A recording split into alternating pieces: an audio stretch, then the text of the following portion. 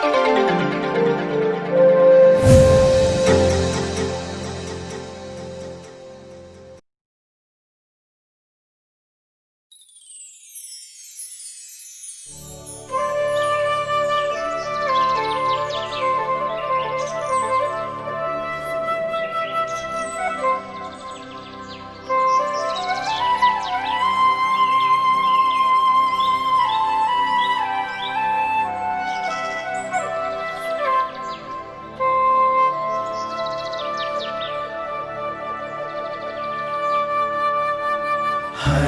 घर में ईश वचन, सत्य वचन, जीवन वचन।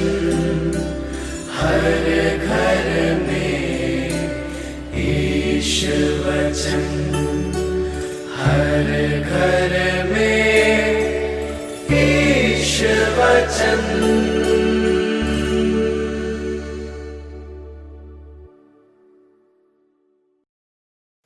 प्रभु आप लोगों के साथ हो और आपकी आत्मा के साथ।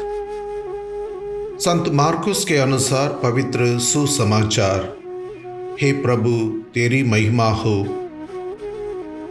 अध्याय 3 पद संख्या 1 से 6 तक। ईसा फिर सभागृह गए। वहाँ एक मनुष्य था जिसका हाथ सूख गया था।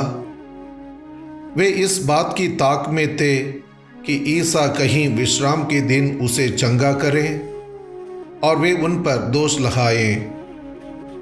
ईसा ने सूखे हाथ वाले से कहा, बीच में खड़े हो जाओ। तब ईसा ने उनसे पूछा, विश्राम के दिन भलाई करना उचित है या बुराई, जान बचाना या मार डालना? वे मौन रहे। उनके हृदय की कठोरता देखकर ईसा को दुख हुआ और वह उन पर क्रोध भरी दृष्टि दौड़ाकर उस मनुष्य से बोले, अपना हाथ बढ़ाओ। और उसने ऐसा ही किया और उसका हाथ अच्छा हो गया। इस पर फरीसी बाहर निकलकर तुरंत हेरोदियों के साथ ईसा के विरुद्ध परामर्श करने लगे कि हम किस तरह उनका सर्वनाश करें। प्रभु का सुसमाचार। हे क्रिस्त तेरी स्तुति हो। प्यारे भाई और बहनों, इस आधुनिक युग में भी लोग किसी भी कार्य को आरंभ करने के पहले अच्छे दिन या अच्छा समय पर विचार करते हैं। इसके लिए वे सलाह भी लेते हैं। धार्मिक कार्यों के लिए भी अच्छे दिन और अच्छे समय निर्धारित किया जाता है। इन सब के लिए सामाजिक एवं धार्मिक दिशा निर्देश भी दिए जाते हैं। यदि कोई इन दिशा निर्देशों से हटकर कार्य करें तो लोग इसकी आलोचना करने लगते हैं। कभी कभी यह दिशा निर्देश हमें अच्छे कार्य करने से भी रोक सकता है। ऐसा एक उदाहरण आज के सुसमाचार में हमें मिलता है।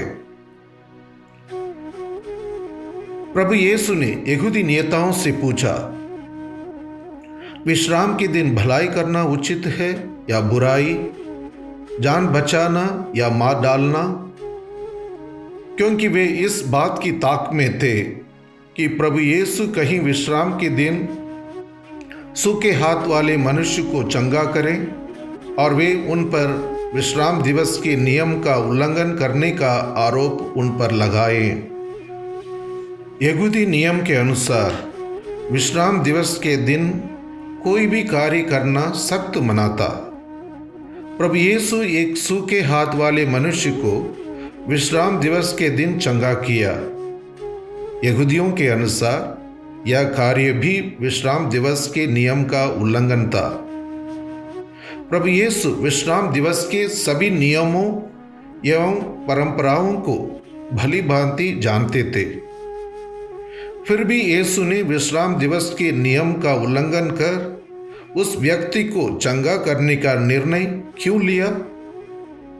क्योंकि यीशु उन्हें तथा हमें कुछ महत्वपूर्ण सत्य की शिक्षा देना चाहते थे। स्वयं के व्यवहार द्वारा प्रभु यीशु ने यह सिद्ध कर दिया कि नियम मनुष्य के लिए है, ना कि मनुष्य नियम के लिए बना है। मानव को नियम का दास नहीं बनना चाहिए, परंतु नियम मानव को स्वतंत्र बनाने में सहायक होना चाहिए। यहूदी धार्मिक नेताओं ने विश्राम दिवस के नियमों में वृद्धि कर इनका पालन करना असंभव बना दिया था। उन्होंने पड़ोसी प्रेम से ज़्यादा महत्व उन नियमों को दिया जो स्वयं उनके द्वारा बनाए गए थे। उन्होंने बड़ी आसानी से दया के कार्यों को उपेक्षित किया। उनके निर्दय हृदय ने यीशु को दुखित किया एवं उन्हें क्रोधित बना दिया। प्रभु यीशु ने फरीसियों के पाखंड का पर्दाफाश करते हुए उनसे पूछा, भलाई करना उचित है या बुराई, जान बचाना या मार डालना? उन्होंने अवश्य स्वीकार किया होगा कि भलाई करना उचित है, क्योंकि किसी की बुराई करना या उनकी क्षति पहुंचाना सदैव अनैतिक एवं वर्जित है। विश्राम के दिन जब हम कोई अच्छा कार्य अथवा किसी जरूरतमंद व्यक्ति की सहायता करते हैं, तब वास्तव में विश्राम दिवस को पवित्र बनाते तथा सम्मान देते हैं। हमें सदैव याद रखना चाहिए कि हमारे जीवन का आधार एवं सभी नियमों का सार ईश्वर तथा अपने पड़ोसियों के प्रति प्रेम है।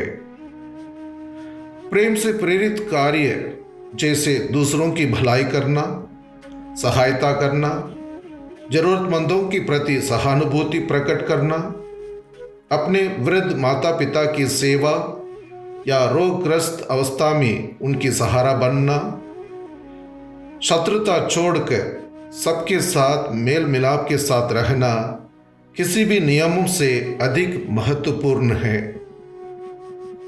मानव जीवन का मूल आधार सिर्फ धर्म, विधि या किसी नियम का यथावत पालन करना नहीं, बल्कि उसमें ईश्वर और मानव प्रेम प्रकट होना चाहिए। प्रभु यीशु ने अपने कार्यों तथा उपदेशों द्वारा यह स्पष्ट किया कि मनुष्य नियम से अधिक महत्वपूर्ण है। विश्राम दिवस मनुष्य के लिए बना है, ना कि मनुष्य विश्राम दिवस के लिए।